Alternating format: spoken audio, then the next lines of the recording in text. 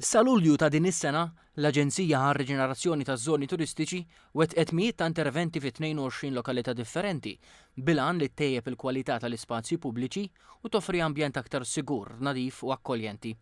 Dan tħabbar waqt żjara li għamlet il-Ministru għall-Gvern Lokali u x-Xogħlijiet Pubbliċi Alison Zerafa Civelli fejn ingħatat ħaras lejn il-ħidma mwettqa mill-Aġenzija matul l-ewwel xhur tas-sena.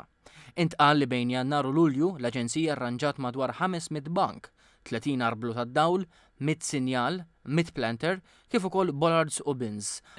Barra minn dan, twettqu xogħlijiet ta' tisbieħ fuq 9,000 metru ta' ħitan flimkien mar-restawru tiswija ta' 1,000 metru ta' railings f'diversi spazji pubbliċi.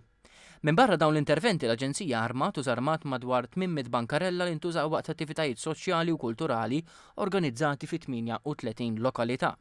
Il-Ministru Zerafa Civelli qalet li dawn l-interventi jirriflettu l-impenn tal-Gvern biex ikompli jinvesti fi spazji pubbliċi ta' kwalità li jtejbu l-ħajja ta' kuljum tar-residenti u jkomplu jsaħħu l-esperjenza tat-turisti. Żiedet li l-Gvern se jkompli jaħdem id fit mal-Kunsillu Lokali u mal-entitajiet kollha konċernati biex aktar lokalitajiet ikomplu jibbenefikaw mill-investimenti li jsebħu l-pajjiż.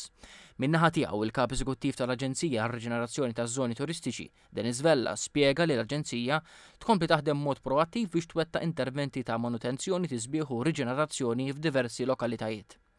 Fl-istess perjodu l-Aġenzija kienet ukoll responsabbli flimkien mal-Awtorità Maltija Turiżmu mill-installazzjonijiet fuq il-bajjiet, fosthom showers, tabelli u kontenituri għall-iskart. Is-Sur Vella temm jgħid li l-Aġenzija kompli tħaddam prattiċi sostenibbli billi fejn ikun possibbli tirranġa u terġa' tagħmel użu minn assi eżistenti bħal bankijiet.